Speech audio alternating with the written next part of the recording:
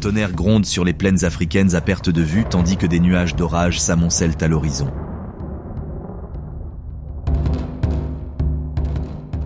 La foudre illumine les vastes étendues de prairies dorées, révélant des milliers de gnous se déplaçant comme une rivière vive à travers le paysage.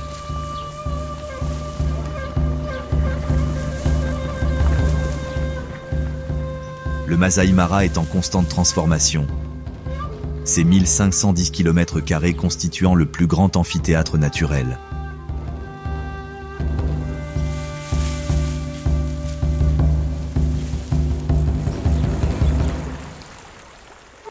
Ici, le changement des saisons orchestre un spectacle qui se joue à travers des collines ondulantes, des rivières saisonnières et de vastes prairies à perte de vue. Chaque saison apporte son lot de personnages, ses propres luttes et ses moments de triomphe. Les confrontations définissent la vie dans le Mara. La relation prédateur-proie n'est pas seulement une question de survie, elle reflète l'équilibre fragile qui façonne cet écosystème depuis des millénaires.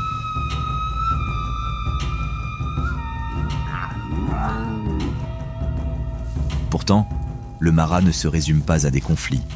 Il est aussi question d'adaptation, de coopération et de l'incroyable résilience de la faune.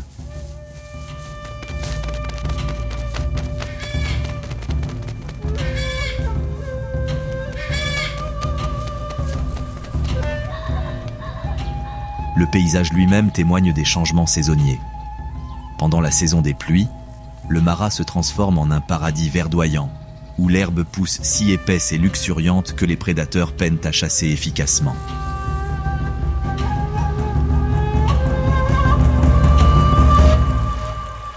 Les rivières coulent d'une eau claire et des marais saisonniers apparaissent comme du jour au lendemain. La saison sèche offre un tout autre tableau, dorant les prairies d'un brun doré et forçant les animaux à se concentrer autour des sources d'eau permanentes, créant ainsi des lieux naturels propices à des rencontres spectaculaires avec la faune.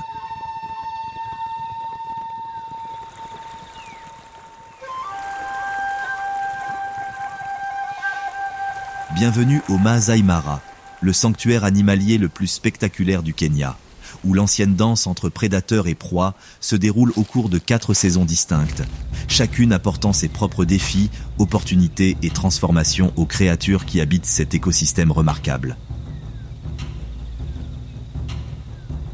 La saison sèche s'est installée sur le Masai Mara comme un manteau doré. La brume matinale s'élève de la rivière Mara tandis que les premiers rayons du soleil percent les acacias épars. L'air est chargé d'une odeur de poussière et d'herbes sèches, ponctuée par les cris lointains des gnous qui arrivent. Les températures chutent considérablement pendant les nuits d'hiver, atteignant parfois jusqu'à 10 degrés Celsius, forçant de nombreux animaux à chercher refuge et chaleur. Pourtant, à mesure que le soleil monte, la journée se réchauffe rapidement, atteignant souvent 26 degrés Celsius à midi. C'est la saison de l'anticipation, où le Mara se prépare à l'un des plus grands spectacles de la nature. Le décor est planté, la troupe se rassemble, et le drame est sur le point de se dérouler.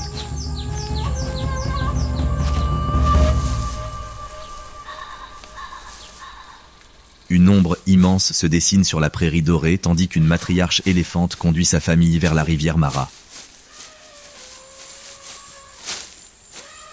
Ses défenses, polies par des décennies passées à arracher l'écorce et à creuser pour trouver de l'eau, captent la lumière du matin tandis qu'elle s'arrête pour sonder l'air avec sa trompe. Derrière elle, 3 générations de sa lignée la suivent en file indienne, leurs pattes massives laissant de profondes empreintes dans la poussière. La matriarche pèse près de 6 tonnes, et sa peau ridée témoigne d'innombrables saisons sèches traversées, de traversées de rivières et de prédateurs affrontés. Sa trompe, dotée de plus de 40 000 muscles, bouge constamment, recueillant des informations sur son environnement par l'odorat, le toucher et le goût. Elle peut détecter l'eau à plusieurs kilomètres de distance et percevoir les vibrations des tempêtes lointaines à travers ses pieds. Durant l'hiver dans le Mara, les éléphants sont confrontés à des défis uniques. La sécheresse rend les sources d'eau précieuses, nécessitant souvent de longs trajets entre les points d'eau. La mémoire de la matriarche devient alors cruciale, car elle se souvient de l'emplacement des points d'eau saisonniers, des salines et des points de passage les plus sûrs des rivières, fruits de décennies d'expérience. La famille atteint la rive où les eaux rouge-brun du Marat coulent lentement entre des bancs boueux. La matriarche descend prudemment, son poids imposant faisant légèrement s'effondrer la berge sous ses pieds. Elle patauge dans l'eau jusqu'à sa poitrine, puis y submerge complètement son tronc, absorbant plus de 200 litres d'eau d'un seul coup. Son plus jeune veau, âgé d'à peine 2 mois et encore couvert du poil grossier de son enfance, reste collé contre elle. Il n'a pas encore appris à utiliser efficacement sa trompe et doit s'agenouiller maladroitement pour boire directement avec sa bouche. Une position vulnérable qui exige une protection constante de la part de la famille. Tandis que les éléphants boivent, leur présence transforme la rive en un véritable centre d'activité. Les hérons garde-bœufs ramassent les tiques sur leur peau épaisse, tandis que les pique-bœufs à bec jaune accomplissent le même service, leurs cris aigus annonçant l'approche d'un danger. La relation entre les éléphants et ces oiseaux illustre l'interdépendance de l'écosystème du Marat pendant les rudes conditions hivernales. La matriarche lève soudain la tête, la trompe tendue et les oreilles écartées. Son ouïe fine a détecté quelque chose qui dépasse la perception humaine. Au loin, un grondement sourd résonne dans les plaines, la communication infrasonore d'une autre famille d'éléphants à plusieurs kilomètres de là. Elle répond par son propre grondement, un message complexe qui transmet des informations sur la disponibilité de l'eau, le niveau de danger et la situation familiale. L'hiver dans le Marat met les familles d'éléphants à rude épreuve. La nourriture se raréfie à mesure que l'herbe dépérit, les obligeant à arracher l'écorce des acacias et à creuser pour en extraire les racines avec leurs trompes et leurs défenses. Un seul éléphant adulte a besoin de jusqu'à 300 kg de végétation par jour, ce qui fait de la recherche de nourriture une occupation constante pendant la saison sèche. La matriarche emmène sa famille loin de la rivière, suivant d'anciens sentiers creusés par des générations de passages d'éléphants. Leur route les mène à une série de termitières, chacune constituant une cité complexe abritant des millions d'insectes. Les éléphants s'arrêtent pour examiner ces structures, utilisant leur défense pour en ouvrir des sections et accéder aux termites riches en protéines qu'elles contiennent.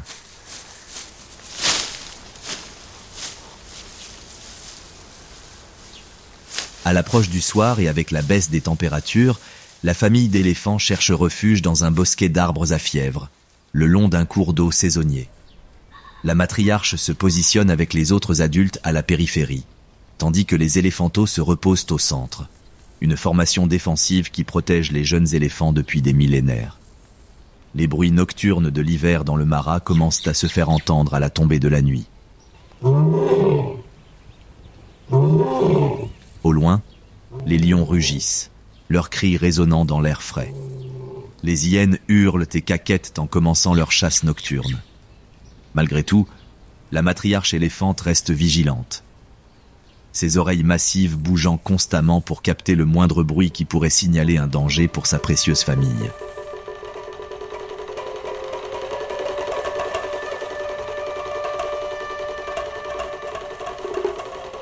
Avec l'intensité féroce des prédateurs hivernaux qui se déploient sur le Marat, de nombreuses petites créatures trouvent refuge dans la relative sécurité que procurent les heures de clarté.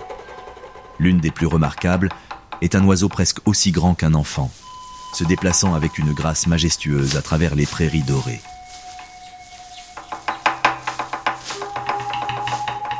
Le messager sagittaire, avec sa crête noire caractéristique flottant derrière sa tête telle une plume d'oie victorienne, représente l'un des prédateurs aériens les plus singuliers d'Afrique.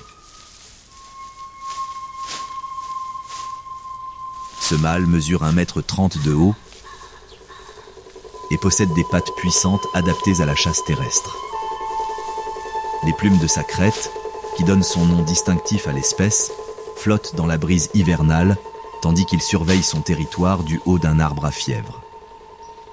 Contrairement à la plupart des rapaces qui chassent depuis les airs, Les messagers sagittaires sont principalement des prédateurs terrestres, utilisant la force incroyable de leurs pattes pour piétiner leurs proies dangereuses et les soumettre. Le paysage hivernal du Marat offre des conditions de chasse idéales pour le messager sagittaire. L'herbe sèche offre une excellente visibilité sur de longues distances, tandis que la concentration de proies autour des points d'eau crée d'abondantes opportunités de chasse. Son territoire s'étend sur près de 50 km² de prairies ouvertes, de savanes d'épineux et d'affleurements rocheux. Il s'élance de l'arbre avec de puissants battements d'ailes, son impressionnante envergure de plus de 2 mètres le portant en vol plané à basse altitude au-dessus des plaines. Les messagers sagittaires sont capables de s'élever à de grandes hauteurs grâce au courant thermique, mais ce mâle préfère chasser à pied, utilisant sa vue exceptionnelle pour repérer ses proies depuis le sol.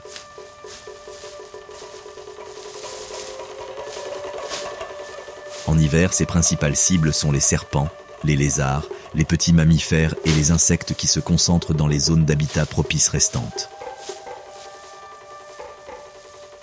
Les talents de chasseur de serpents du messager sagittaire sont légendaires dans toute l'Afrique, certains individus étant capables de tuer des espèces venimeuses comme les cobras, les vipères heurtantes et les mambas d'un coup de pied précis et puissant. Un mouvement dans l'herbe attire son attention.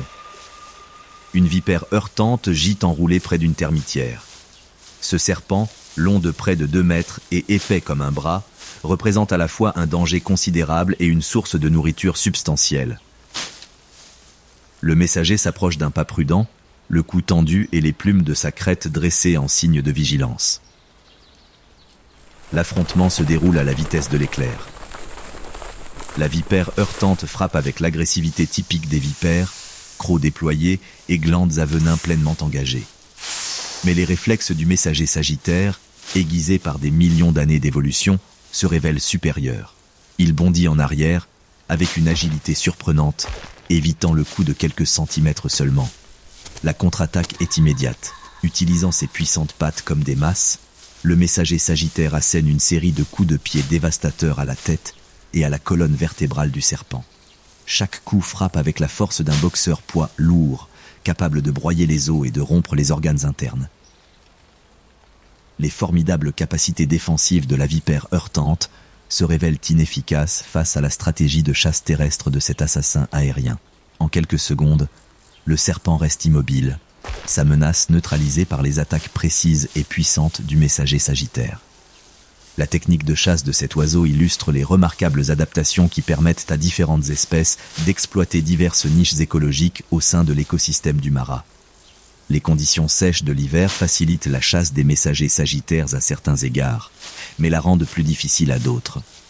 La végétation clairsemée offre une excellente visibilité et force les proies à se diriger vers des endroits prévisibles, mais la diminution de l'activité des insectes rend cruciales les sources de nourriture alternatives. Ce mâle complète son régime alimentaire composé de reptiles et de petits mammifères avec des sauterelles, des coléoptères et d'autres arthropodes qui restent actifs pendant les mois les plus frais. Alors que les températures de l'après-midi atteignent leur maximum quotidien, le messager sagittaire cherche l'ombre sous un acacia. Contrairement aux éléphants ou aux hyènes qui doivent activement chercher de l'eau en hiver, le messager sagittaire tire l'essentiel de ses besoins en eau de ses proies, une adaptation qui lui permet de prospérer dans les extrêmes saisonniers du Marat. Les messagers sagittaires sont monogames, conservant souvent des liens de couple pendant de nombreuses années et partageant les responsabilités territoriales au fil des saisons. Leur partenariat devient particulièrement important en hiver, lorsqu'une chasse réussie exige une efficacité maximale et une dépense énergétique minimale. Le couple va bientôt commencer à se préparer pour la saison de reproduction qui coïncide avec l'arrivée des pluies. Leur immense nid de branches, construit dans la couronne d'un acacia épineux, nécessite un entretien et une expansion constants. Les mois d'hiver sont cruciaux pour la préparation du nid et l'établissement du territoire, avant que les exigences de l'élevage des jeunes ne les accaparent. À l'approche du soir, et à l'apparition des premières étoiles dans le ciel hivernal limpide, le couple de messagers sagittaires se perche ensemble dans l'arbre de leur choix. Leur journée de chasse au sol touche à sa fin, mais leur rôle de sentinelle de la prairie se poursuit. De leur position élevée, ils peuvent observer les déplacements des grands prédateurs et les subtils changements climatiques qui signalent l'approche des transitions saisonnières.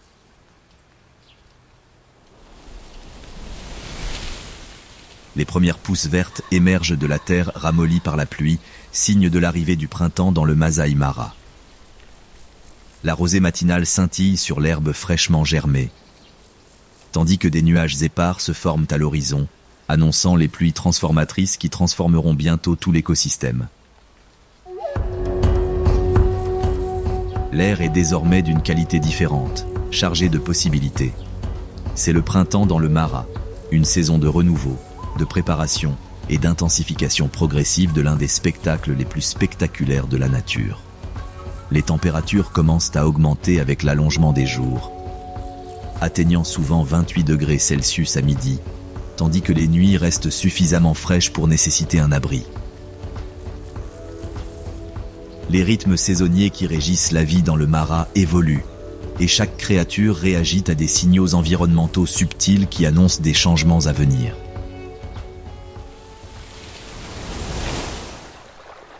Dans les profondeurs troubles de la rivière Mara, un ancien prédateur gît immobile parmi les roseaux, sa forme préhistorique inchangée depuis plus de 200 millions d'années.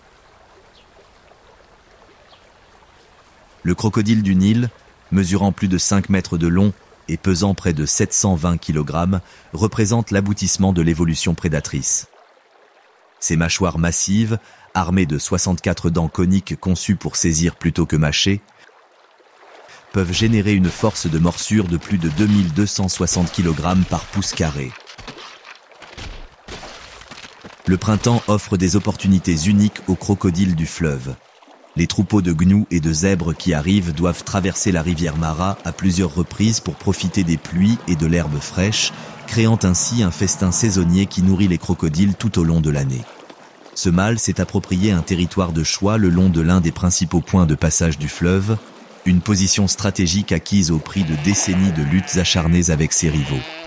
Ses yeux et ses narines, situés au sommet de son crâne, restent au-dessus de la surface de l'eau, tandis que le reste de son corps massif repose sur le fond de la rivière. Cette adaptation lui permet de rester complètement immobile pendant des heures, tout en surveillant l'activité en surface. Son métabolisme, parfaitement adapté à la chasse à l'affût, ne nécessite qu'un seul repas copieux tous les 2 ou 3 mois, bien que les opportunités pendant la saison de migration lui permettent de se nourrir plus fréquemment. La peau du crocodile, recouverte de plaques osseuses appelées écailles, lui offre une armure naturelle qui protège ses congénères depuis l'âge des dinosaures. Les cicatrices qui ornent ses flancs et sa queue témoignent de ses luttes territoriales, de ses conflits d'accouplement et de ses rencontres avec les imposants hippopotames qui partagent son domaine aquatique. Chaque marque représente une histoire de survie, témoignage de la compétition féroce qui façonne la vie dans la rivière Mara. Une vibration dans l'eau l'alerte de l'approche d'animaux. Son système de lignes latérales, semblable à celui des poissons, détecte le moindre mouvement dans l'eau environnante. À la surface, un petit troupeau d'impalas s'approche prudemment de la berge, leur nervosité se manifestant à chaque pas.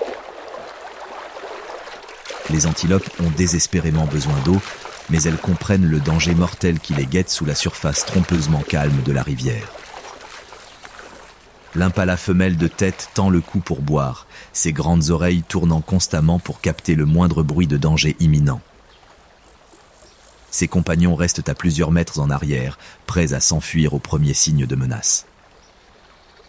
Le crocodile ajuste sa position presque imperceptiblement, se déplaçant avec la furtivité propre à un prédateur en embuscade. Les changements climatiques printaniers affectent le comportement des crocodiles de manière subtile mais importante. La hausse des températures accélère légèrement leur métabolisme, les rendant plus actifs que pendant les mois plus frais de l'hiver.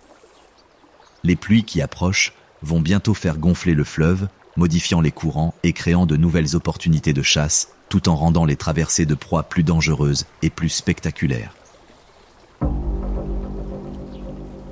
L'attaque, lorsqu'elle survient, jaillit de l'eau avec une violence choquante.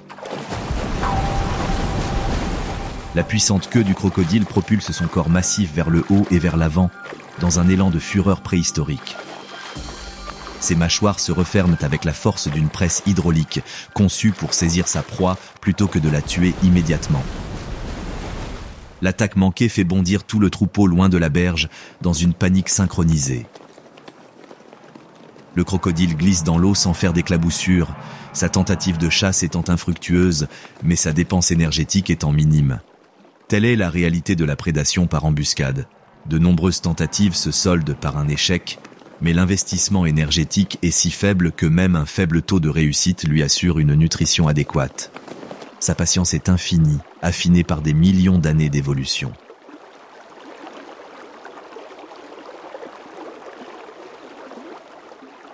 À mesure que le printemps se rapproche de l'été, ce crocodile sera témoin de scènes naturelles parmi les plus spectaculaires. Des milliers de gnous traverseront la rivière à toute vitesse à cet endroit précis, créant chaos, opportunités et démonstrations spectaculaires de courage et de carnage. Sa présence, ainsi que celle de dizaines d'autres crocodiles, transforme chaque traversée de rivière en un défi mortel qui met à l'épreuve les capacités de survie de tout animal migrateur. Le soleil de l'après-midi réchauffe sa peau sombre tandis qu'il se prélasse, partiellement submergé, près de la berge. La thermorégulation est essentielle pour les crocodiles car leur métabolisme ectothermique nécessite des sources de chaleur externes pour maintenir une température corporelle optimale. Ce comportement de prélassement remplit également des fonctions sociales. Les mâles dominants s'approprient les meilleurs emplacements et les individus subordonnés sont contraints d'évoluer vers des endroits moins favorables.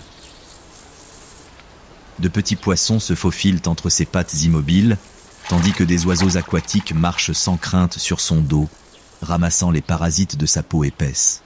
Ces relations de nettoyage profitent aux deux espèces et illustrent les interdépendances complexes qui caractérisent les écosystèmes sains. Le rôle du crocodile va bien au-delà du rôle de prédateur suprême.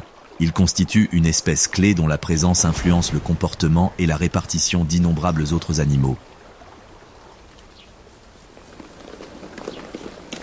À l'approche du soir et à mesure que la température baisse, le grand reptile s'enfonce plus profondément dans les eaux chaudes. Son territoire printanier est établi, ses terrains de chasse sécurisés et sa patience ancestrale intacte. Le décor est planté pour le plus grand spectacle de la nature, et ce survivant préhistorique jouera un rôle de premier plan dans le drame à venir.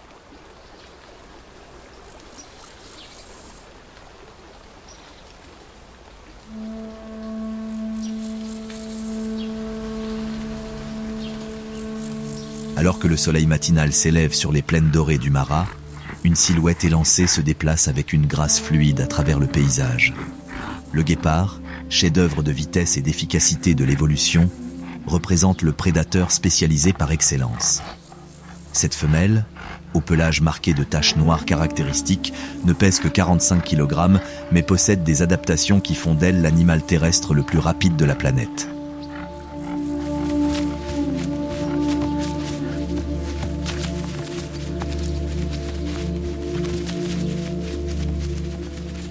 Le printemps dans le Mara offre à la fois des opportunités et des défis aux guépards.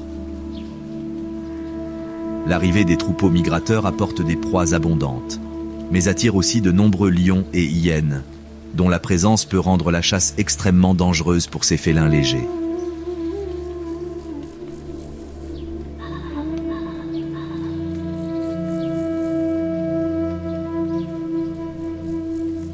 La femelle doit s'adapter à ce paysage prédateur complexe tout en s'occupant de 3 petits, chacun âgé de 6 mois, et commençant à apprendre l'art mortel de la chasse à grande vitesse.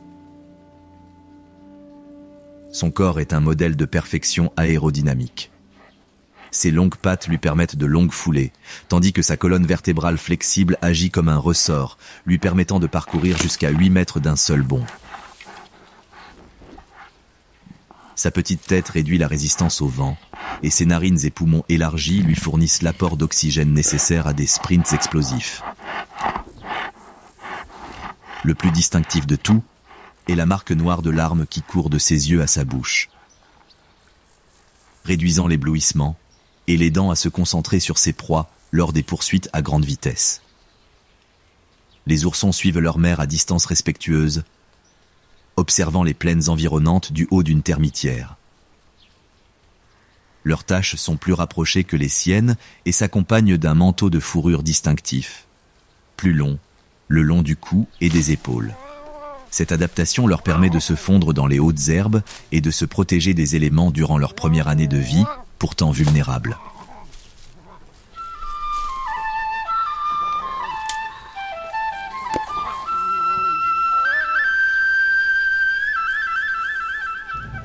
L'abondance du printemps est omniprésente. Les gazelles de Thomson pestent en groupes dispersés dans les prairies, leur nombre étant gonflé par l'arrivée récente des jeunes nés pendant les pluies. Ces petites antilopes, pesant entre 18 et 27 kilos, constituent des proies idéales pour les guépards. Elles sont suffisamment grandes pour fournir une alimentation substantielle, mais suffisamment petites pour être tuées rapidement et efficacement. La femelle guépard identifie une cible prometteuse, une jeune gazelle de Thomson broutant légèrement à l'écart du troupeau principal. Sa stratégie de chasse commence par une observation et un positionnement minutieux. Contrairement aux embuscades des lions ou des léopards, la chasse au guépard repose sur la poursuite en terrain découvert et l'effet de surprise créé par une accélération incroyable. Elle descend de la termitière et entame une traque prudente, utilisant les buissons épars et les légers creux du terrain pour masquer son approche. Ses mouvements sont délibérés et contrôlés, chaque pas calculé pour éviter d'être détecté tout en se rapprochant de sa proie. Les petits observent attentivement depuis leur position surélevée, assimilant des leçons qui détermineront leur survie à l'âge adulte. À 200 mètres, la gazelle lève la tête et repère le prédateur qui approche. La poursuite commence instantanément, chasseurs et proies se mettant en mouvement. Le guépard accélère de l'arrêt à 100 km/h en moins de 3 secondes, passant d'une allure quadrupède classique à un galop rotatif qui maximise vitesse et efficacité. La gazelle, bien que conçue pour la vitesse, ne peut rivaliser avec l'accélération explosive du guépard. Cependant, elle possède une endurance et une agilité supérieures, des atouts qui deviennent cruciaux lorsque la poursuite dépasse la distance de sprint optimale du guépard. L'antilope entame une série de virages serrés et de changements de direction soudains. Tactique conçue pour forcer le guépard à se surmener et à épuiser ses maigres réserves d'énergie.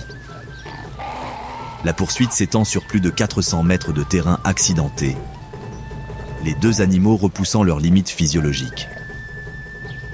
La température corporelle du guépard augmente dangereusement pendant le sprint, forçant sa fréquence respiratoire à plus de 150 respirations par minute, alors qu'elle tente de refroidir son système en surchauffe. Son cœur hypertrophié bat à près de 250 battements par minute, pompant le sang riche en oxygène vers des muscles fonctionnant à pleine capacité. La mise à mort, lorsqu'elle survient, démontre la précision qui distingue les guépards victorieux de ceux qui meurent de faim. Utilisant son ergot comme un grappin, elle fait trébucher la gazelle à toute vitesse. Les mâchoires du guépard se referment sur sa gorge, coupant l'apport d'air et le flux sanguin vers le cerveau. Une prise qui tue en quelques minutes. Cette chasse fructueuse ne représente que le début de ses défis.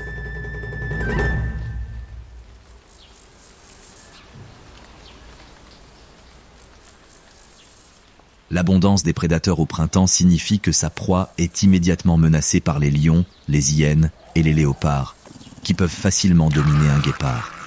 Elle doit se nourrir rapidement tout en restant constamment vigilante, un stress qui empêche souvent les guépards de se nourrir correctement, même après des chasses fructueuses. Ces petits s'approchent avec prudence, leur instinct les avertissant déjà des dangers liés à l'alimentation. La mère commence immédiatement à consommer, en commençant par les organes riches en nutriments qui lui fourniront un retour d'énergie maximale. Elle mange avec hâte et nervosité, relevant la tête toutes les quelques secondes pour guetter les menaces qui approchent. La famille ne parvient à se nourrir que 20 minutes avant que les cris distinctifs des hyènes qui approchent ne la forcent à abandonner sa proie. La femelle guépard emmène ses petits au trot rapide, sachant qu'une confrontation avec les plus grands carnivores entraînerait probablement des blessures, voire la mort.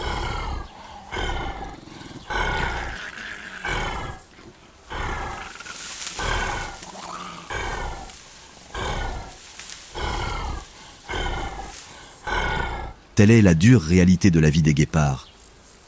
Même les chasses fructueuses fournissent souvent une alimentation insuffisante en raison de la concurrence de prédateurs plus puissants. L'abondance du printemps crée paradoxalement un stress supplémentaire pour les familles de guépards. Si les proies sont abondantes, les concurrents le sont tout autant. La femelle doit chasser plus fréquemment pour compenser les pertes, ce qui sollicite énormément son organisme spécialisé. Ces petits, toujours dépendants de ces succès de chasse, traversent une période critique où une alimentation adéquate détermine leurs chances de survie et d'indépendance. Alors que les températures grimpent l'après-midi, la famille de guépards cherche l'ombre sous un arbre à fièvre. Le pelage tacheté de la mer offre un excellent camouflage dans la lumière tamisée, tandis que ces petits s'entraînent à chasser les insectes et les petits lézards. Ces comportements ludiques, si charmants pour les humains, représentent des apprentissages cruciaux qui façonneront leur capacité de prédateurs adultes.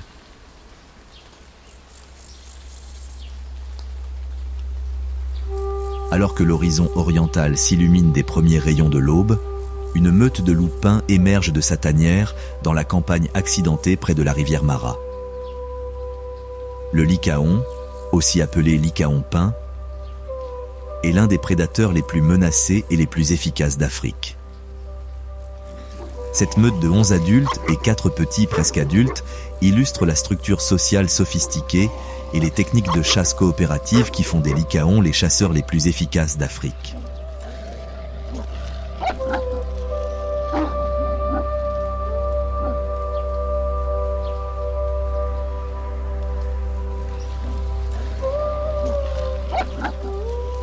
La femelle alpha, qui se distingue par sa taille légèrement supérieure et son attitude assurée, mène la meute lors de sa cérémonie matinale élaborée.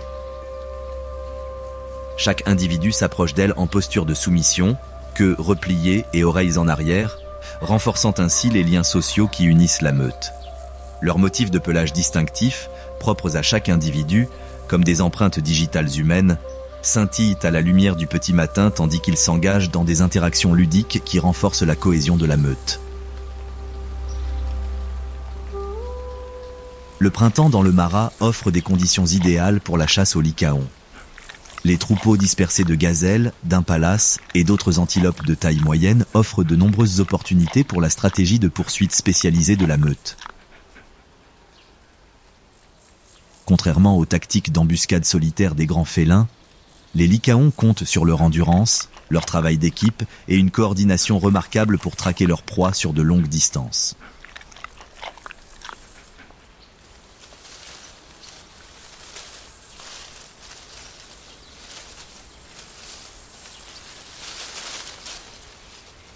Leurs adaptations physiques reflètent parfaitement ce style de chasse. Leurs grandes oreilles arrondies leur confèrent une ouïe exceptionnelle et favorisent la thermorégulation lors des longues poursuites.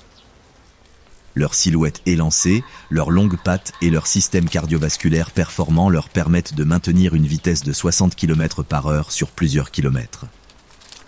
Plus importante encore, leur structure sociale favorise une coopération de chasse qui augmente considérablement leurs chances de réussite par rapport aux prédateurs solitaires. La meute commence sa chasse matinale en se déployant sur un front de près de 200 mètres de large. Une formation qui maximise ses chances de rencontrer des proies tout en maintenant un contact visuel. Son territoire de chasse s'étend sur plus de 400 km² d'habitats variés, des prairies ouvertes aux forêts riveraines, ce qui exige une connaissance approfondie des caractéristiques du terrain et du comportement des proies. Un troupeau d'impalas broutant dans une vallée peu profonde devient leur centre d'attention. Les lycaons s'approchent avec une discrétion remarquable pour un groupe aussi important, utilisant des abris naturels et des mouvements coordonnés pour éviter d'être détectés. Leur stratégie de chasse consiste à se rapprocher avant que leurs proies ne se rendent compte de leur présence et puissent organiser des manœuvres de fuite efficaces. La femelle alpha lance l'attaque par une série d'aboiements aigus qui annoncent le début d'une poursuite coordonnée. La meute se met en mouvement avec une précision militaire, chaque individu jouant un rôle prédéterminé dans la poursuite. Certains chiens fonceront vers le troupeau de front, tandis que d'autres se positionneront pour lui couper les voies de fuite, créant une situation tactique complexe que peu de proies peuvent gérer avec succès. La cible choisie, un jeune impala mâle d'environ 60 kg, tente de fuir avec le reste du troupeau, mais se retrouve progressivement séparé par les manœuvres tactiques des chiens. Les chiens sauvages sont suffisamment intelligents pour identifier les individus faibles, âgés ou isolés au sein des troupeaux, concentrant leurs efforts sur les proies les plus susceptibles d'être capturées en dépensant un minimum d'énergie. La poursuite se déroule avec une intensité époustouflante, la meute travaillant en parfaite synchronisation. Les chiens de tête poursuivent l'impala directement, tandis que les autres se positionnent en travers de sa voie de fuite, forçant l'antilope à changer constamment de direction, ce qui l'épuise progressivement. Leur stratégie de chasse d'endurance s'avère d'une efficacité redoutable. L'avantage initial de vitesse de l'impala s'érodant progressivement sous la pression incessante de ses multiples poursuivants. Contrairement aux grands félins qui dépendent de leur puissance explosive sur de courtes distances, les lycaons peuvent poursuivre leur proie sur plusieurs kilomètres si nécessaire.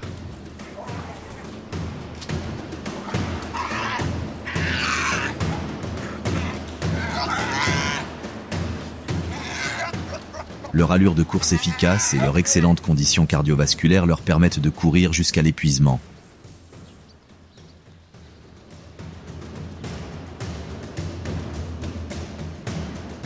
Une stratégie qui leur confère un taux de réussite de chasse proche de 80%, bien supérieur à celui de tout autre prédateur africain. Le comportement alimentaire de la meute témoigne de la remarquable coopération sociale qui caractérise leur espèce. Contrairement aux lions ou aux hyènes, où la hiérarchie de dominance détermine l'ordre de repas, les lycaons partagent leur proie avec une générosité extraordinaire. Le couple alpha se nourrit en premier, suivi des autres adultes. Mais les membres malades ou blessés de la meute bénéficient d'un traitement préférentiel. Et les petits sont autorisés à se nourrir aux côtés des adultes, quel que soit leur rang hiérarchique. Ce comportement coopératif s'étend au-delà de la chasse et de l'alimentation et englobe tous les aspects de la vie en meute. Lorsque la femelle alpha met bas, toute la meute contribue à l'éducation de ses petits, les adultes subordonnés servant d'assistants, de gardes et d'éducateurs.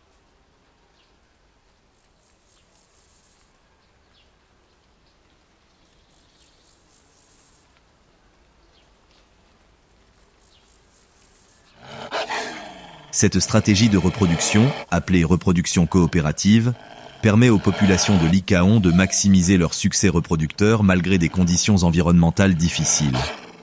L'abondance du printemps profite aux meutes de lycaons de multiples façons. La concentration de proies autour des points d'eau restants crée des environnements riches en cibles qui permettent aux meutes de chasser avec succès et une dépense énergétique minimale.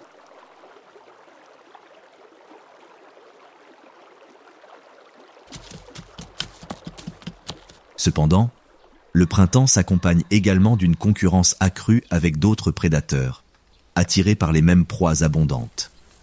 Les lions et les hyènes représentent une menace importante pour les lycaons, capables de tuer des adultes et de voler leurs proies grâce à leur taille supérieure et à leur agressivité. La meute doit rester constamment vigilante, prête à abandonner ses proies et à fuir dès l'apparition de carnivores plus grands.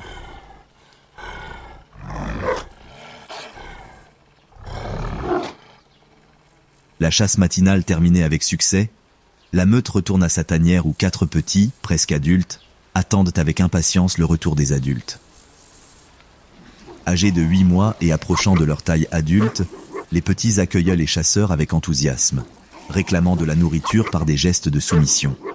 Les adultes répondent en régurgitant de la viande partiellement digérée, fournissant ainsi une nutrition essentielle aux jeunes en pleine croissance. Le site même du terrier est une merveille d'ingénierie et d'organisation sociale. Situé dans un terrier d'Oryctérope abandonné que la meute a agrandi pendant plusieurs mois, le complexe souterrain offre sécurité, climatisation et multiples issues de secours. Aux heures les plus chaudes de la journée, les membres de la meute se reposent dans les chambres souterraines fraîches, tandis que des sentinelles montent la garde depuis des positions surélevées à proximité. Les chiots lycaons dépendent des soins des adultes pendant près de 2 ans, une enfance prolongée qui leur permet de maîtriser les aptitudes complexes de chasse et de socialisation nécessaires à l'appartenance à une meute. Le printemps représente une période cruciale pour leur développement. Ils commencent à accompagner les adultes à la chasse et à apprendre les techniques sophistiquées de communication et de coordination qui font la réussite de leur espèce. Alors que les températures de l'après-midi atteignent leur pic quotidien, la meute s'installe dans sa routine de repos. Les adultes s'étalent à l'ombre tandis que les petits se livrent à des jeux de combat qui développent leurs aptitudes physiques et renforcent leurs relations sociales. Les motifs peints sur leur pelage créent un kaléidoscope de couleurs dans la lumière tamisée filtrant à travers les branches d'acacia. Le succès de la chasse de ce matin permet à la meute de se reposer confortablement pendant la chaleur du jour, conservant ainsi de l'énergie pour les activités du soir. Les lycaons sont des chasseurs essentiellement crépusculaires, profitant des températures plus fraîches et des habitudes d'activité de leur proie. Leur routine printanière, avec ses chasses à l'aube et au crépuscule, maximise les chances de succès tout en minimisant les risques de surchauffe lors des poursuites.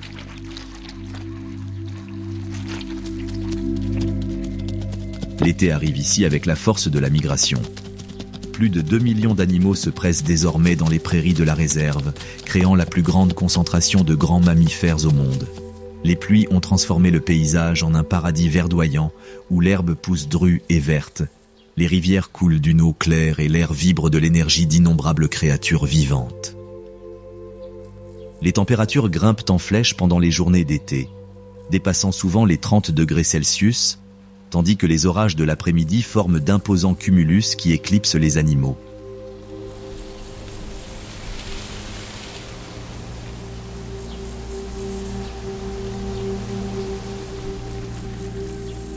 Ces conditions météorologiques spectaculaires créent des conditions idéales pour les moments les plus spectaculaires de la migration. Les traversées de rivières, devenues synonymes de la réputation du Masai Mara comme le plus grand amphithéâtre naturel. C'est l'été dans le Mara, lorsque les anciens rythmes de migration atteignent leur intensité maximale et que tous les prédateurs, charognards et opportunistes convergent pour profiter de l'abondance sans précédent de la saison.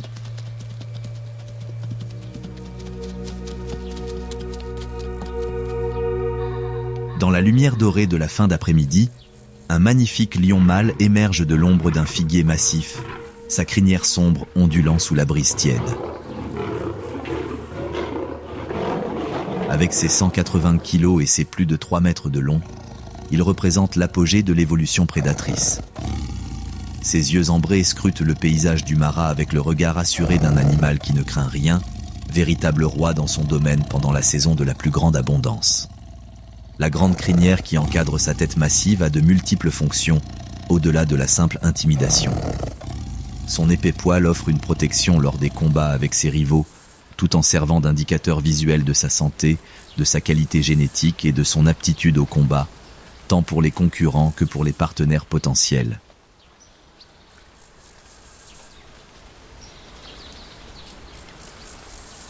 La crinière de ce mâle, qui atteint sa pleine maturité à 7 ans, s'étend bien en arrière sur ses épaules et descend jusqu'à sa poitrine, affirmant son statut de mâle territorial par excellence.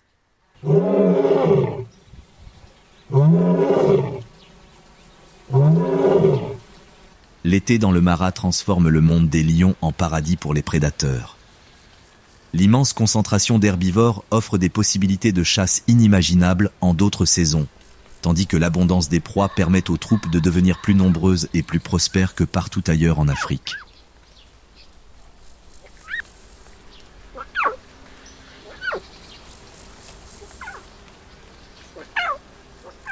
Ces limites territoriales sont marquées par des poteaux odorants, des marques de griffures sur les arbres et les puissants rugissements qui résonnent dans la savane à l'aube et au crépuscule. Le rugissement du mâle, audible jusqu'à 8 km de distance, sert à la fois d'avertissement à ses rivaux et de balise pour les membres de sa troupe disséminés sur son vaste territoire.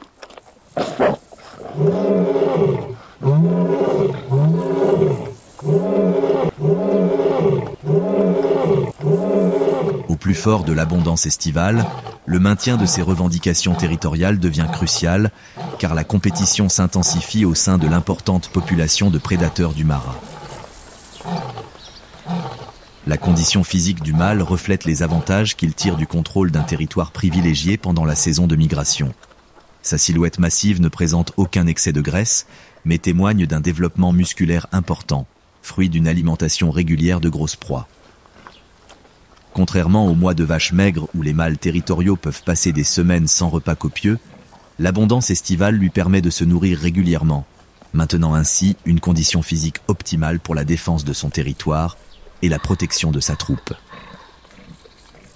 Un grognement sourd résonne dans sa poitrine tandis qu'un mouvement au loin attire son attention.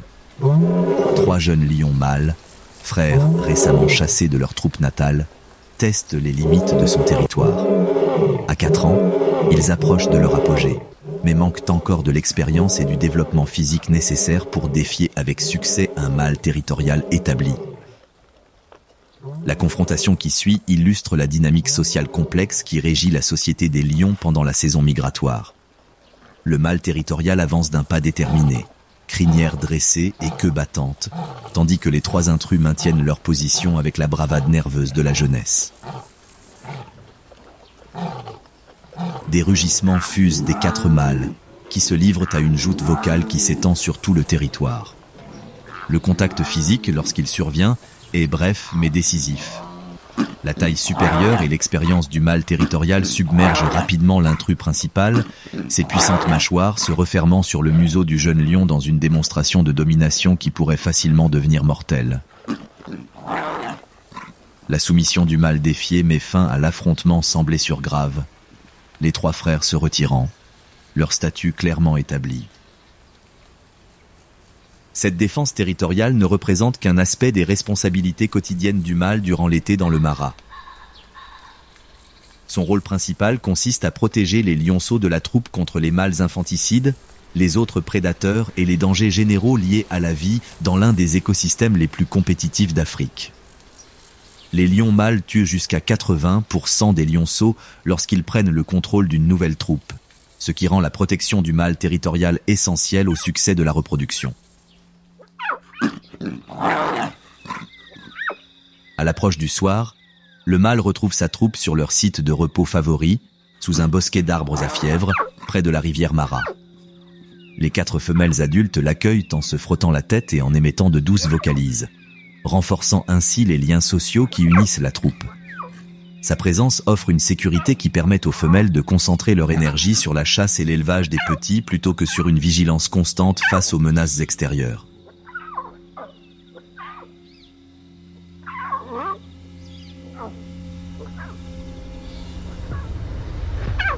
La stratégie de chasse estivale de la troupe tire parti de l'abondance sans précédent de proies. Si les femelles chassent principalement, le rôle du mâle devient crucial lorsqu'il s'agit de s'attaquer à de grosses proies comme les buffles adultes ou les girafes. Sa taille imposante et sa force, développées principalement pour combattre d'autres mâles, se révèlent tout aussi efficaces pour maîtriser des proies dangereuses susceptibles de blesser ou de tuer des chasseuses plus légères. La chasse de ce soir vise un troupeau de zèbres broutant près de la rivière, leur attention partagée entre se nourrir et guetter les crocodiles dans l'eau avoisinante. L'approche de la troupe témoigne de la coopération sophistiquée qui fait des lions les chasseurs sociaux les plus performants parmi les grands félins.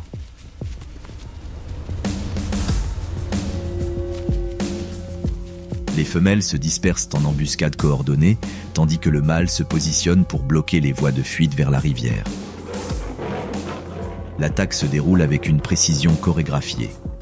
Plusieurs lionnes convergent vers un jeune étalon zèbre sous différents angles.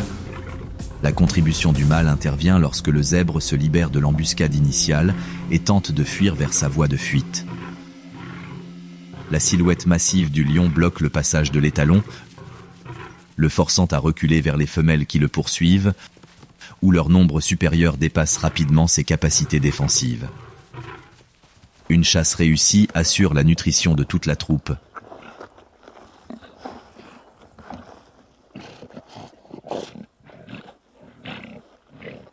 Le mâle se nourrissant en premier selon une hiérarchie de dominance stricte.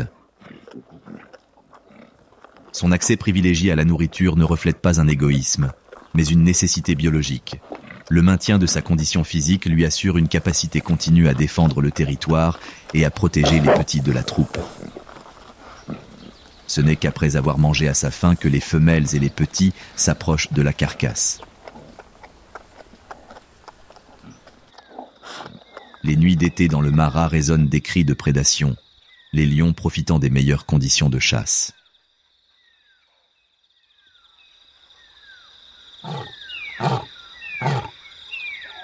Les rugissements du mâle, rejoints par ceux des membres de sa troupe, créent une puissante symphonie qui proclame leur succès auprès de leurs rivaux et voisins sur tout leur territoire.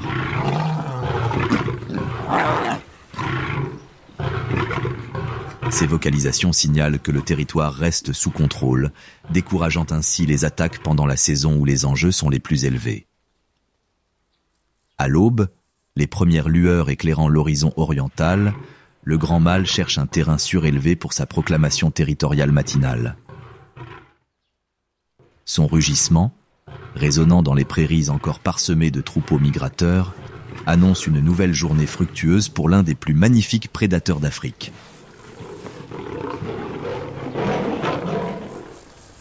Se dressant tels des statues de bronze sur fond de prairies estivales, un petit troupeau de topis surveille constamment son territoire.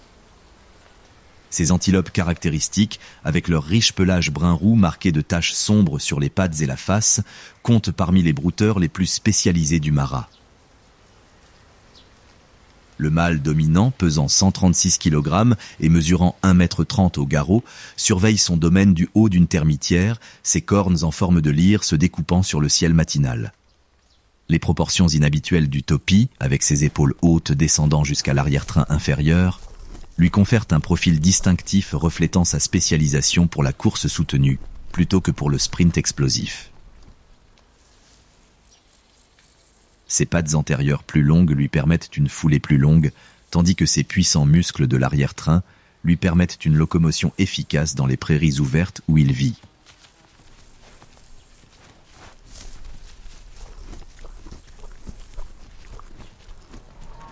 Au pic de la migration estivale, ces adaptations s'avèrent cruciales pour sa survie dans des paysages peuplés de prédateurs et de concurrents. L'été dans le Marat présente à la fois des opportunités et des défis pour les populations de topis. L'afflux massif de gnous et de zèbres crée une concurrence intense pour les graminées de haute qualité que les topis préfèrent, les forçant à défendre leur pâturage privilégié avec une agressivité accrue. Cependant, l'abondance d'autres proies offre également une certaine protection contre les prédateurs qui concentrent leur attention sur des cibles plus nombreuses et moins vigilantes. Le comportement territorial du mâle reflète la pression accrue exercée par l'environnement compétitif de l'été. La termitière qu'il a choisie constitue un poste d'observation surélevé qui lui permet de surveiller à la fois les prédateurs en approche et les topis rivaux qui tentent d'empiéter sur son territoire. De ce point d'observation, il peut voir à plusieurs kilomètres à travers les prairies relativement plates, sa vue perçante lui permettant de détecter des mouvements qui échapperaient aux autres espèces.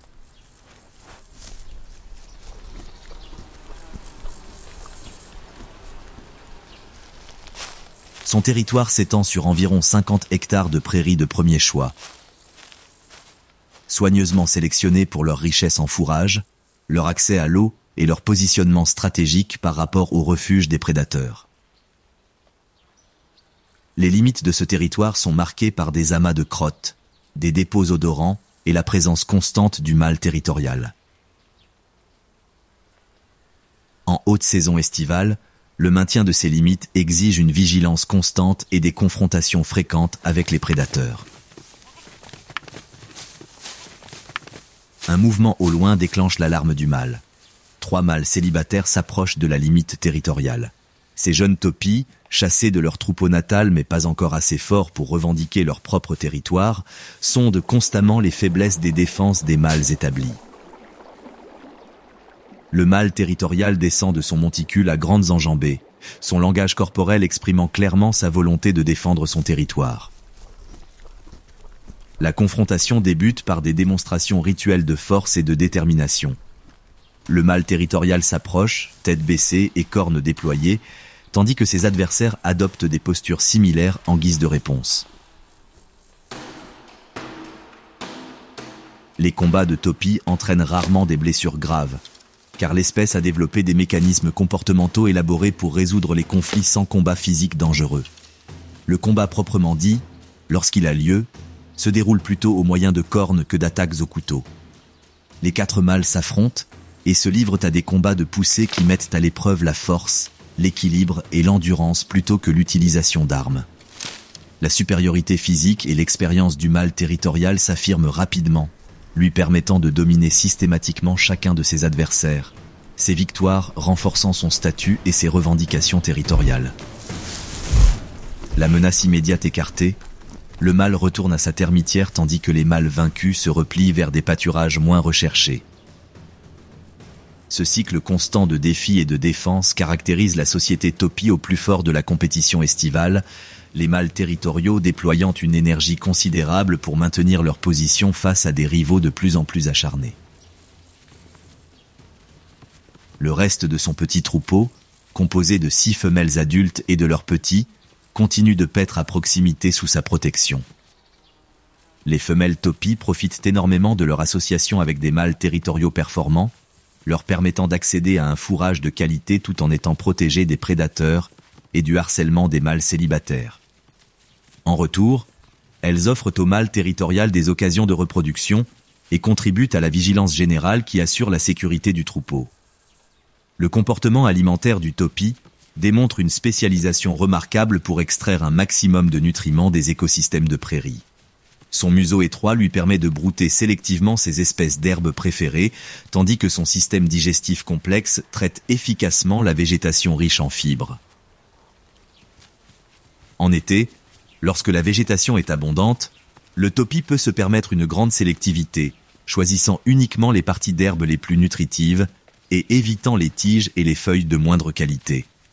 Le rôle de sentinelle de l'espèce s'étend au-delà de sa propre protection et profite à de nombreux autres animaux des prairies. Les taupies possèdent une vue parmi les plus perçantes des antilopes africaines, capables de détecter les prédateurs à des distances permettant des fuites efficaces. Leurs cris d'alarme, une série de grognements et d'aboiements aigus, alertent les autres espèces de l'approche d'un danger et déclenchent souvent des réactions de fuite coordonnées au sein des troupeaux mixtes.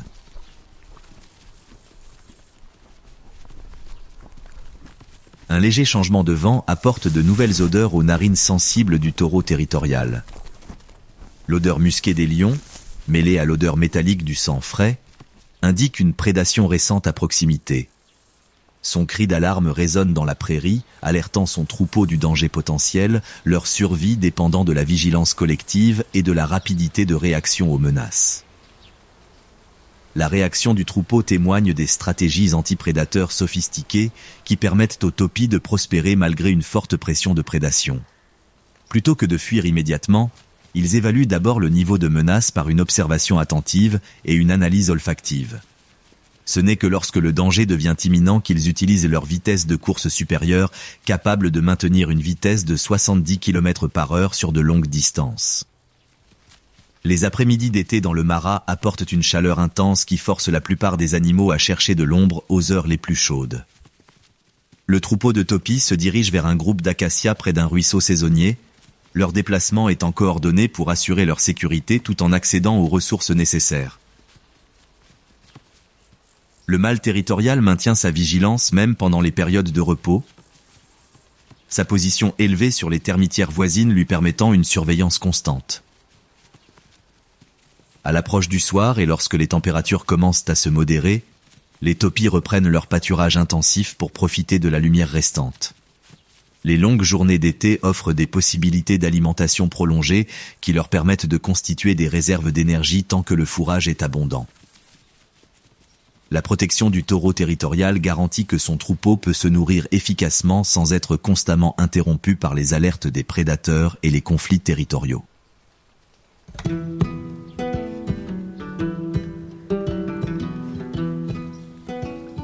La journée se conclut par la parade territoriale nocturne du mâle.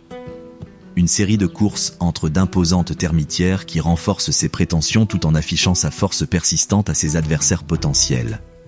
Sa silhouette se détachant sur le soleil couchant crée une image emblématique de la faune africaine, adaptée à l'un des écosystèmes les plus exigeants du continent.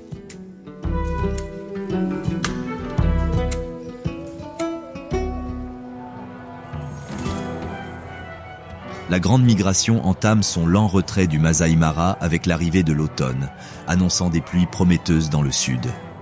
La brume matinale s'accroche aux vallées tandis que des nuages épars se forment à l'horizon sud, appelant les vastes troupeaux à revenir vers les plaines du Serengeti où le cycle recommencera. Les prairies, rasées par des millions d'animaux au pâturage, montrent les signes de l'exploitation intensive de la saison, tandis que les prédateurs affrontent l'approche de périodes de vaches maigres qui mettront à rude épreuve leur capacité de survie. Les températures commencent à se modérer au fil des saisons, les nuits plus fraîches offrant un répit face à la chaleur intense de l'été.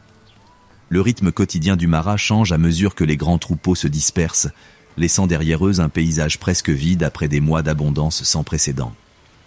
C'est l'automne dans le Mara, une saison de transition, de départ et de préparation silencieuse aux mois difficiles à venir.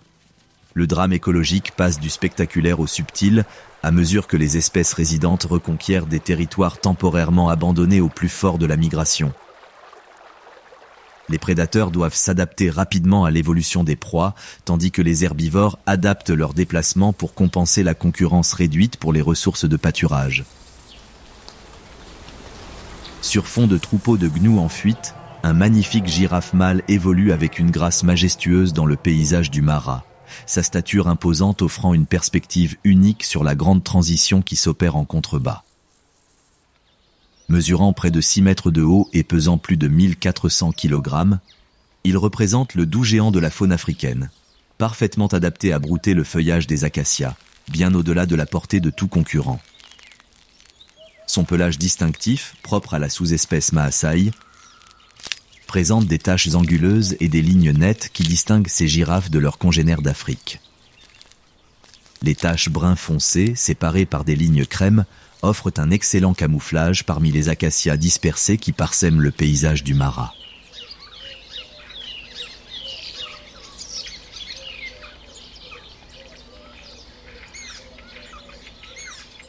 À 15 ans, ce mâle a atteint son apogée, sa taille imposante et sa robe sombre annonçant sa maturité et sa domination à ses rivaux et partenaires potentiels. L'automne dans le Mara apporte à la fois des avantages et des défis aux populations de girafes. Le départ des grands troupeaux réduit la concurrence pour les ressources en eau et met fin au chaos créé par les millions d'animaux migrateurs.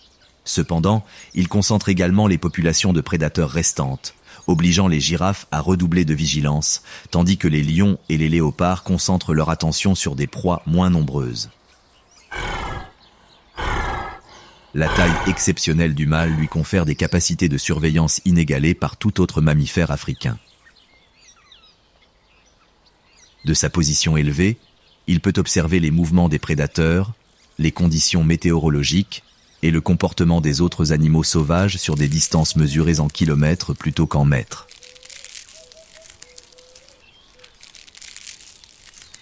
Cet avantage, combiné à sa vue perçante, fait des girafes l'un des systèmes d'alerte précoce les plus efficaces de la savane. Son comportement alimentaire témoigne des remarquables spécialisations qui permettent aux girafes d'exploiter des ressources inaccessibles aux autres herbivores. Grâce à sa langue de 45 cm et à ses lèvres souples, il arrache les feuilles des branches épineuses d'acacia avec une précision chirurgicale, évitant les épines acérées qui dissuadent la plupart des animaux brouteurs. Son système digestif complexe, semblable à celui des ruminants mais adapté au broutage plutôt qu'à l'herbe, extrait efficacement les nutriments d'une végétation riche en fibres et en composés défensifs. Un léger changement de posture indique qu'il a conscience d'un phénomène inhabituel dans le paysage environnant. Sa tête massive tourne lentement, se concentrant sur un mouvement près de la limite des arbres, son excellente vue détectant une femelle léopard se déplaçant furtivement dans les sous-bois. Si les girafes adultes ne sont guère menacées par les léopards, la présence d'un prédateur majeur exige une surveillance attentive, notamment en automne, lorsque la pression de la chasse s'intensifie. La chasse du léopard se déroule sous le regard attentif de la girafe, qui traque un petit troupeau d'impalas broutant dans une clairière. La position surélevée de la girafe lui offre une vue imprenable sur le spectacle, bien que sa nature paisible l'empêche d'intervenir dans le cycle naturel de la prédation.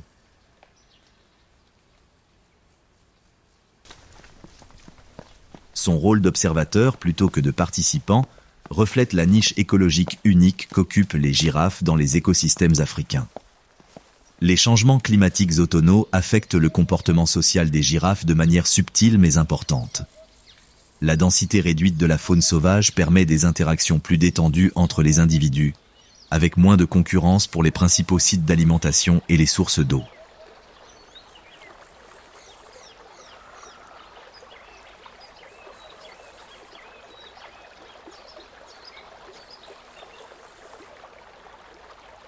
Le territoire du mâle, qui s'était considérablement étendu pendant le chaos de la saison migratoire, peut désormais être surveillé plus efficacement, car il réaffirme sa domination sur les zones de broutage privilégiées.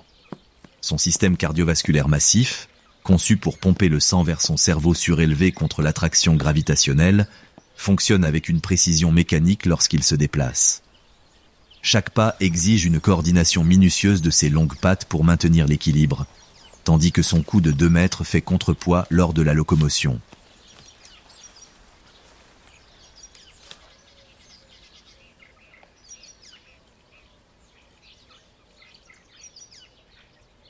La physiologie unique de la girafe représente l'une des solutions les plus remarquables de l'évolution aux défis posés par une taille corporelle extrême. Un petit troupeau de femelles et de leurs petits s'approche par l'est, leur présence annonçant le début de la réorganisation sociale automnale.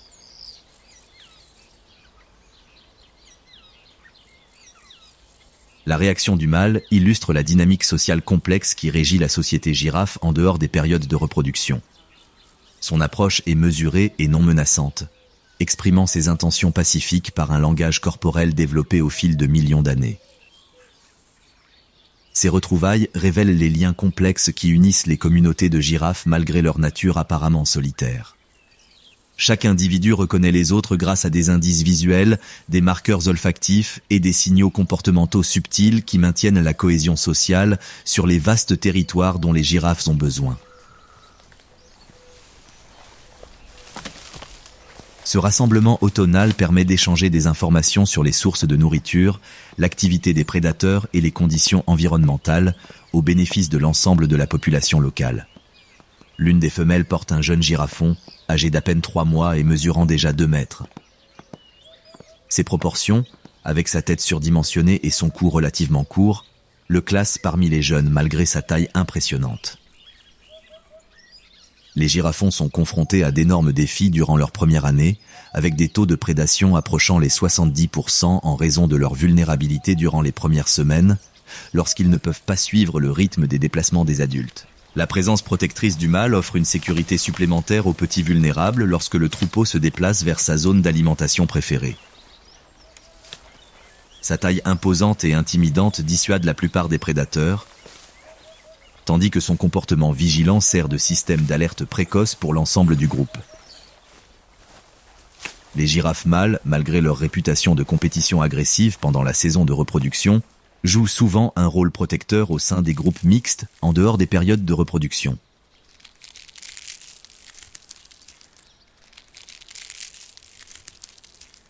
La séance d'alimentation de l'après-midi démontre l'efficacité remarquable des stratégies de broutage des girafes.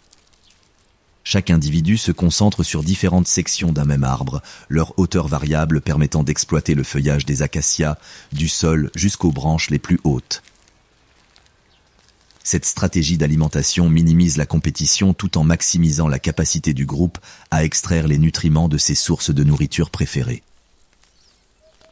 À l'approche du soir, et alors que le soleil africain commence sa descente vers l'horizon occidental, le troupeau de girafes s'installe dans sa routine nocturne. Contrairement à de nombreux mammifères africains qui recherchent un couvert dense la nuit, les girafes se reposent souvent dans des zones relativement ouvertes où leur avantage de taille peut être maintenu même en position couchée. Le mâle se positionne stratégiquement pour surveiller les voies d'approche potentielles, tandis que les femelles et les petits se mettent en formation défensive pour protéger les individus les plus vulnérables. Les nuits d'automne dans le Mara présentent des défis différents de ceux des mois d'été chaotiques. Avec moins de proies disponibles, les prédateurs deviennent plus concentrés et persistants dans leurs efforts de chasse. La survie du troupeau de girafes dépend d'une vigilance constante et des systèmes de réponse coordonnés qui ont évolué au fil d'innombrables générations de prédateurs.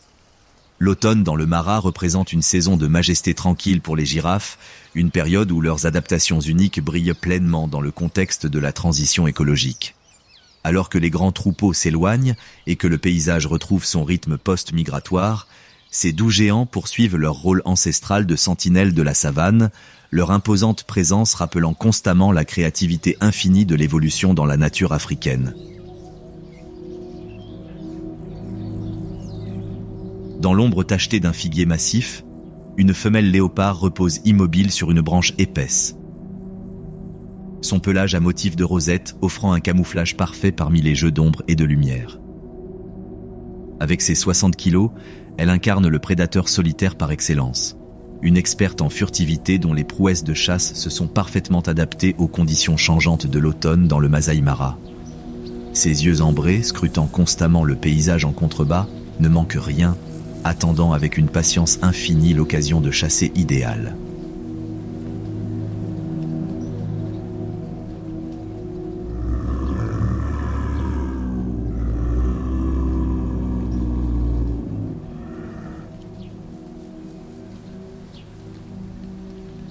La perfection physique du léopard reflète des millions d'années de perfectionnement évolutif.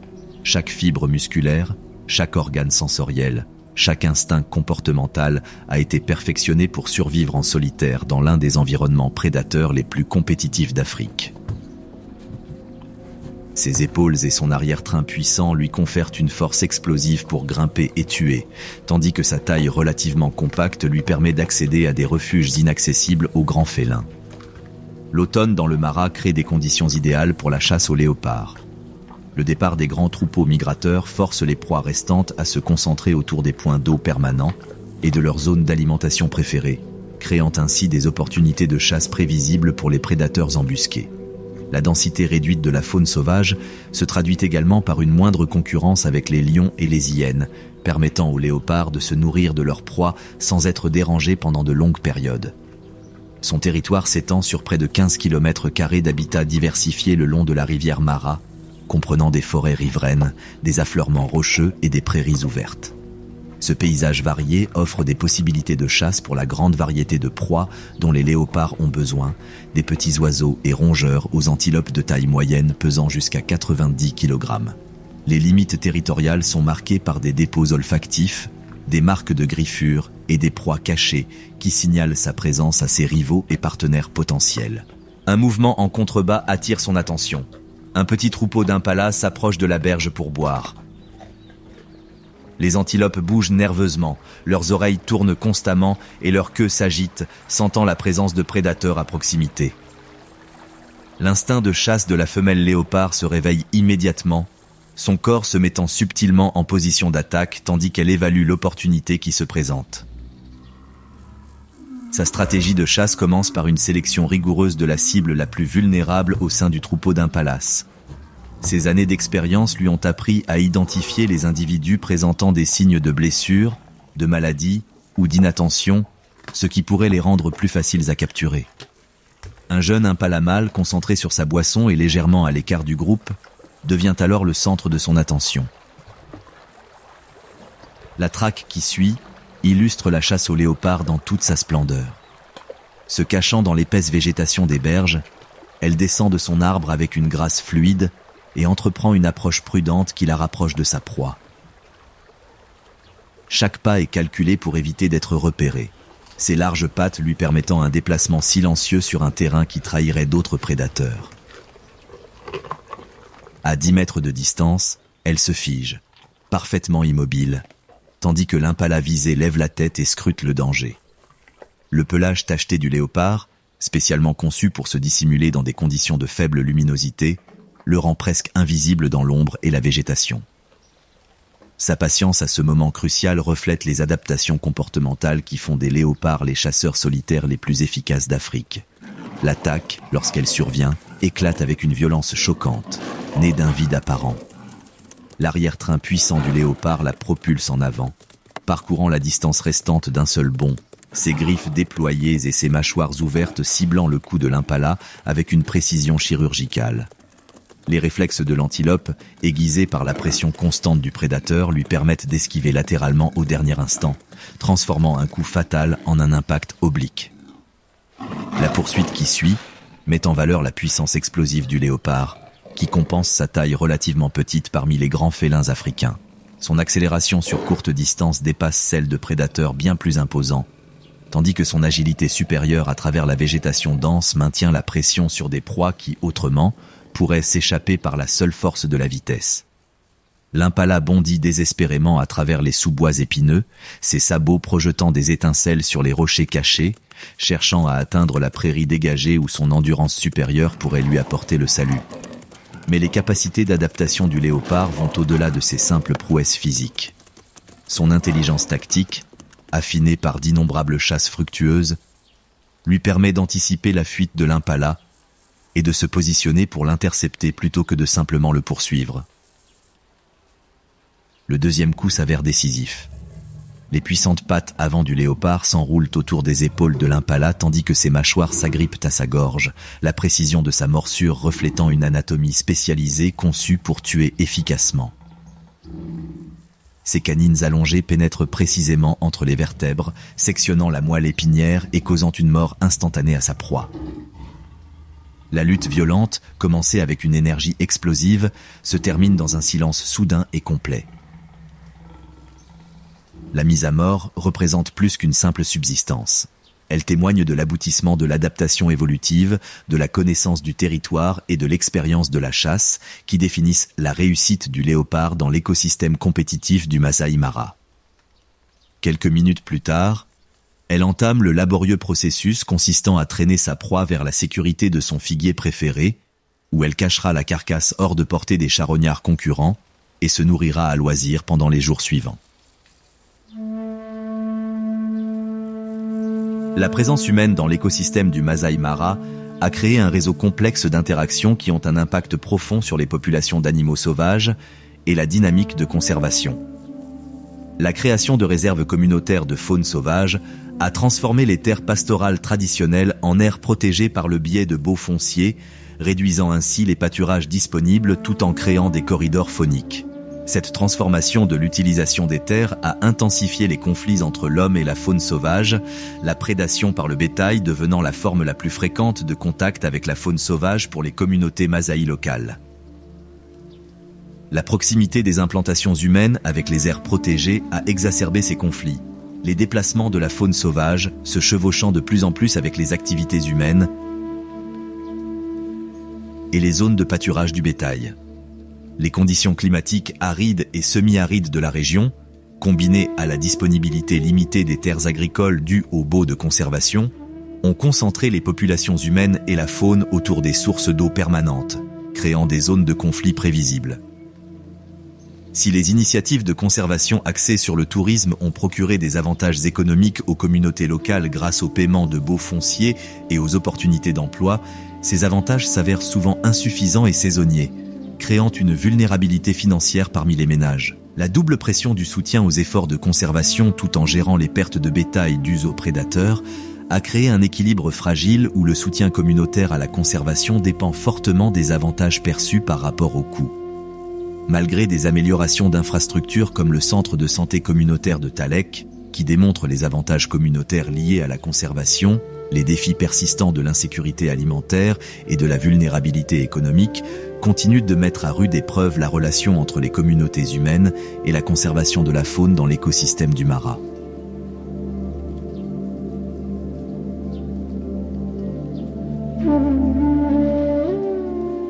Captivé par l'incroyable faune du Masai Mara, Montrez votre appréciation en appuyant sur ce bouton j'aime et en nous disant quel est votre animal préféré dans les commentaires ci-dessous.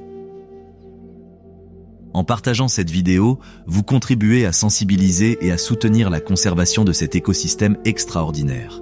Et n'oubliez pas d'appuyer sur l'icône en forme de cloche pour être toujours prêt pour la prochaine aventure sauvage dans une autre partie incroyable de la planète.